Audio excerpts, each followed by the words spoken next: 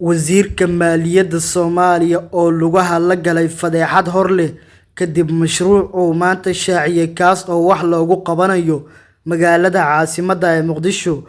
Muuqaalkan ayaan idinkula wadaagi doonaa xogtaas, laakiin intaan u guda galin muuqaalka like saara, sii share gareeya oo la wadaaga saaxiibadiin, boggaana follow soo dhaca si aad kaga mid noqotaan saaxiibada ku xiran. Mahadsanidin. Aynu ku bilownay wasiirka maaliyadda Soomaaliya Biixi Iimaan Cige ayaa lugaha la galay fadeexad hor leh kadib markii ay soo baxday arrin uu siyaasadeeyay oo ku aadan mashruuc muhiim u ah magaalada caasimadda ee Muqdisho. Mashruucani oo ah mid wax looga qabanayo biyo xireenada iyo sidoo kale biyo mareennada magaalada caasimadda ee Muqdisho si xal loogu helo saameynta roobabka ay ku keenaan caasimadda, ayuu maanta sheegay in ay xukuumadda bilowday iyada oo ka duuleysa in shacabka Soomaaliyeed dib loogu soo celiyo canshuurtooda laga qaado. Mashruucani ayaa waxaa soo baxday in aysan wax dhaqaale ah uga bixinin dowladda dhexe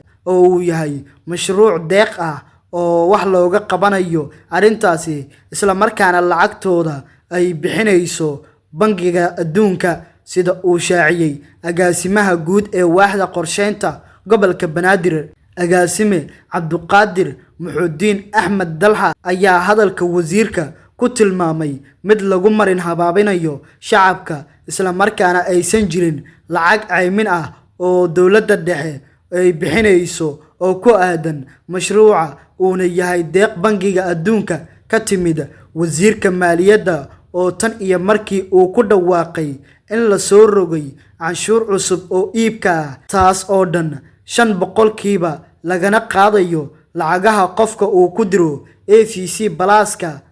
e-dahabka iyo weeladyada, ayaa la kulmay dhaleeceyn xooggan. Waxa uuna hadda lugaha la galay fadeexad hor leh maadaama uu siyaasadeeyay mashruuc deeq ah oo uuna ka been abuurtay mashruucaasi. Agaasinka oo qoraal soo dhigay bartiisa Facebook-ga ayaa ku beeniyay hadalka uu sheegay wasiirka maaliyadda. Qoraalkiisa ayuuna ku bilaabay sida tan: ma jecleen in aan ka falceliyo warka wasiirka maaliyadda ee dowladda dhexe ee federaalka ah, balse waxaa lagama maarmaan ah in aan ilaalino dhagaha dadkeena degan Banaadir oo aan la marin habaabin. Wasiirka mashruuca uu sheegay ee biyo xireenada wax looga qabanayo waa deeq lacageed ee uu bixinayo Banka Adduunka, ayuu yiri, taas oo qayb ka ah mashaariicda deeqeed ee lagu taageero Soomaaliya. Ma jirto lacag caymin ah oo dowladda dhexe bixinayso oo ka muuqato miisaaniyad sanadeedka sanadkan 2024, balse waxa ay ugu jirtaa miisaaniyadda dowladda dhexe deeq Banka Adduunka uu bixinayo, ayuu yiri. Sidoo kale isagoo qoraalkiisa sii wata ayuu waxa uu yiri, dooda dadka Muqdisho ay qabaan ayaa ah in lacagaha canshuurta faraha badan oo ay dowladda dhexe ka ururiso bariga magaala madaxda, ganacsiga, guryaha iyo gaadiidka ay ka bixiso qoonda lacageed oo lagu celsho dadka Muqdisho, waxna loogu qabto dib u dhiska adeegyada bulshada iyo shaqaabuurka, ayuu yiri, isagoo ku soo gabagabeeyay qoraalkiisa. Marka waxaan codsanayaa in uu wasiirka noo sheego qoondada miisaaniyadda ee canshuurta bariga oo ay dowladda dhexe ku celinayso Muqdisho, maadaama iyada laga ururinayo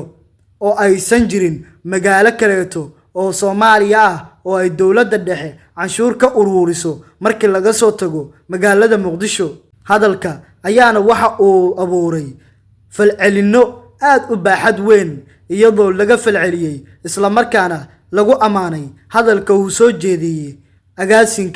agaasinka ayaa sidoo kaleeto qoraal kaleeto oo uu kaga hadlayo arrinta la xiriirta canshuurta waxa uu ku sheegay in shacabka gobolka Banaadir aysan u noqonin canshuur kaleeto cusub oo dowladda dhexe ee ka fiirsato go'aanada la xiriira arrintaasi. Waxaa la joogaa, ayuu yiri, xilligii ay si dhab ah u wada hadli lahaayeen dowladda dhexe ee fadhigeedu yahay Muqdisho iyo maamulka gobolka Banaadir oo wakiil ka ah shacabka Soomaaliyeed ee ku nool magaala madaxda dalka, kana wada hadli lahaayeen arrimaha la xiriira kow canshuurta noocyadooda kala duwan. labo hanaanka isxukunka la xiriira maamul u sameynta gobolka. saddex qaab dhismeedka hay-adaha amniga iyo garsoorka heer gobol. sidoo kaleeto waxa uu qoraalkiisa sii raaciyay shacabka gobolka Banaadir waa shacab wadaniyiin ah, garab iyo gaashaanna u ah dowladnimada dalka, waxa ayna mudan yihiin in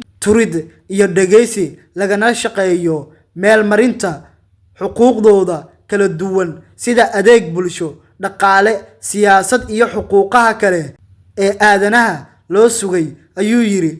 dowladda dhexe hay-adaha kala duwan waxaa lagu dhisay awood qaybsi beeleed oo deegaamaysan, taas oo la micno ah in deegaan walba uu lahaado isxukun hoosaad lehna nidaam dhaqaale iyo canshuur ururin loogu adeegayo dadka deegaanka. inta laga dhammaystirayo heshiisyada quseeyo nidaamka canshuuraha iyo sidoo kaleeto hanaan wadaagga kheyraadka ee ka dhaxeeya dowladda dhexe iyo maamulka gobolka Banaadir, waxaa habboon in wasiirka maaliyadda dowladda dhexe uu ka joogsado fulinta baaqiisa ah in canshuurta cusub lagu soo rogo dhanka moobeelada iyo sidoo kaleeto lacagaha AVC-da ay shacabku ay isticmaalaan, oo ay wasaaraddu ay rabto in ay lacago ay ka qaado dadka shacabka ah, taas oo ah canshuuro la xiriirta dhanka moobeelada iyo sidoo kaleeto paymentiska, ayuu yiri agaasinka oo ka hadlayay arrinta ka soo cusboonaatay